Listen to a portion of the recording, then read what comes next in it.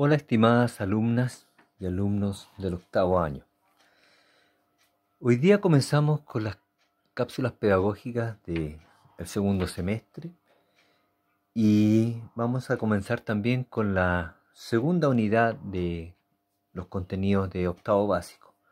La primera unidad, ¿no es cierto?, se refería a las características de la edad moderna. Ahí vimos el Renacimiento, el humanismo, el desarrollo científico, el mercantilismo y los grandes descubrimientos geográficos. Hoy día vamos entonces con la segunda unidad que se llama Colonización española en América y Chile, o sea, lo que ocurre una vez descubiertos estos territorios, ¿no es cierto?, por parte de don Cristóbal Colón. Entonces el objetivo de esta clase va a ser reconocer el concepto de colonización y la estructura administrativa impuesta por España en las Américas. Bien, la colonización española entonces comienza con la llegada de don Cristóbal Colón, ¿no es cierto?, a la isla que él llamó de San Salvador, y dando inicio a la conquista, que en realidad fue muy corta, que fue del año 1492 hasta el año 1541 con la fundación de Santiago. Y después se inicia este largo periodo, el más largo de la historia, ¿no es cierto?, de América, que es llamado el periodo de la colonización. Bien, el término colonización viene del concepto de colonia. Como ustedes pueden ver en su pantalla, dice, colonia es la ocupación de un territorio por parte de un poder externo para dominarlo y explotar sus riquezas a través de métodos violentos o militares. Entonces, eso es lo primero que tenemos que tener en cuenta, que es la ocupación del territorio por parte, ¿no es cierto?, de un país extranjero, en este caso España, y a través de un método violento o una conquista militar. Pero además implica someter a la población originaria, ¿no es cierto?, los indígenas americanos, someterlo al dominio de España, y también la llegada de personas pertenecientes al país invasor con la finalidad de establecerse en los territorios ocupados. Bueno, de ahí, ¿no es cierto?, llegaron muchos colonos de España, ¿no es cierto?, que se quedaron a vivir acá y que hicieron su vida acá. Y después se identificaron, ¿no es cierto?, con este continente más que con España.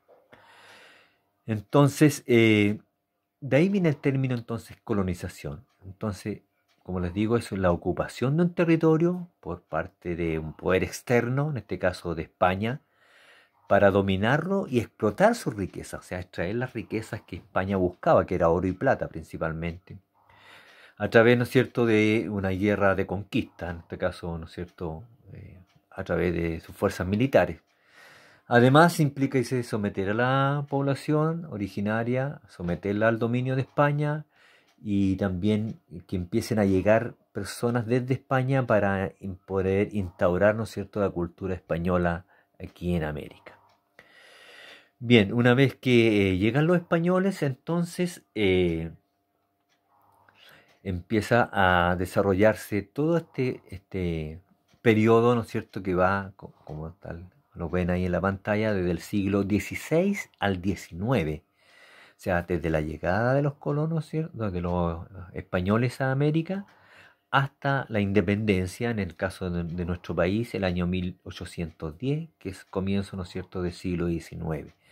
Y es un periodo muy extenso, ¿no es cierto?, donde se van a sentar las bases de nuestra cultura y de nuestra forma de ser, ¿no es cierto?, que tenemos los americanos y más específicamente los chilenos, que nos hace muy diferente, por ejemplo, a los norteamericanos o canadienses que fueron, ¿no es cierto?, colonizados no por España, sino que por Inglaterra y Francia, ¿no es cierto?, que establecieron las colonias de Estados Unidos y Canadá.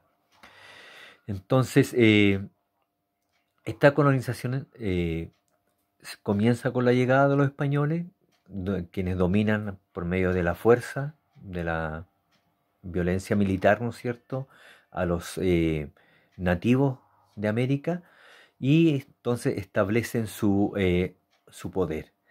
¿Y cómo lo van a establecer?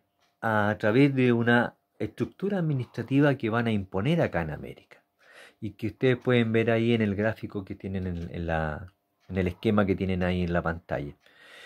¿Cuál era la estructura administrativa que impusieron, ¿no es cierto?, los españoles? Bueno, en primer lugar estaba el rey, que era la máxima autoridad, ¿no es cierto?, tanto en España como en América. ¿Ah? Entonces a la cabeza de todo el aparato administrativo estaba el rey. Después habían dos organismos que asesoraban al rey, ¿no es cierto?, en todo lo concerniente a la administración de las colonias americanas. Estaba el Consejo de Indias, que era el organismo que creaba las leyes para América, y estaba la Casa de Contratación, que regulaba el comercio y la inmigración, y también era el organismo encargado del cobro de impuestos. Estos tres organismos, ¿no es cierto?, el rey, el Consejo de Indias y la Casa de Contratación, tenían su sede en España. El rey de España nunca visitó sus colonias americanas, bueno, más que nada debido a que en ese tiempo las comunicaciones, ¿no es cierto?, entre continentes eran muy difíciles, eran a través de barcos a vela, muy frágiles y por lo tanto eran muy peligrosos. Entonces, como les digo, estos tres organismos que encabezaban la administración de las colonias americanas estaban en España. El rey, el Consejo de Indias y la Casa de Contratación, tal como dice ahí, estaban en España. Posteriormente, en América venían los virreyes. Junto a este cápsula pedagógica va a ir un mapa que ustedes van a poder ver donde se establecieron virreinatos en América y a cuya cabeza entonces había un virrey, que era la máxima autoridad y representante del rey en América. Se crearon virreinatos y a la cabeza de cada uno de ellos entonces había un virrey que era nombrado por el rey directamente y era el representante del rey en América. Nosotros, por ejemplo, pertenecíamos al virreinato del Perú y el virrey entonces vivía en Perú, no en Chile. Después venía la Real Audiencia, que era el máximo tribunal de justicia que existía en cada una de las capitales de estos virreinatos y gobernaciones. Era un máximo tribunal de justicia, lo que hoy día equivale a la Corte Suprema, ¿no es cierto?, de Chile en este caso, que está en la ciudad de Santiago. Después venían los gobernadores y capitanes generales, que eran funcionarios nombrados por el rey, sobre todo en aquellos territorios donde había conflicto con los indígenas, ¿no es cierto? Por ejemplo, Chile era una gobernación o capitanía general por la guerra que existía contra los araucanos o mapuches, ¿no es cierto? Entonces aquí nuestra máxima autoridad era un gobernador o capitán general, que equivalía a lo mismo. Y también eran funcionarios nombrados por el rey. Y en último lugar estaba el cabildo, que era el organismo que se administraba la ciudad, equivale a lo que hoy día es la municipalidad. Este era el único organismo de carácter democrático, pues los integrantes del cabildo eran elegidos por las personas que vivían en las ciudades. Entonces esa era la estructura, ¿no es cierto?, administrativa que existía, que impusieron los españoles en América. Bien, esperando que le haya quedado claro, nos vemos la próxima semana.